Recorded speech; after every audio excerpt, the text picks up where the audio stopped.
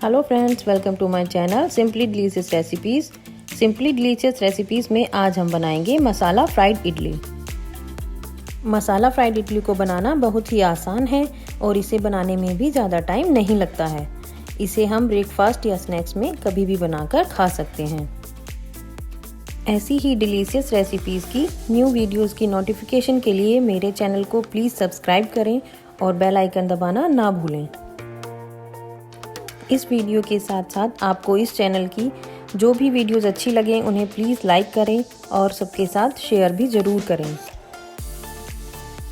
तो चलिए अब हम मसाला फ्राइड इडली बनाना स्टार्ट करते हैं।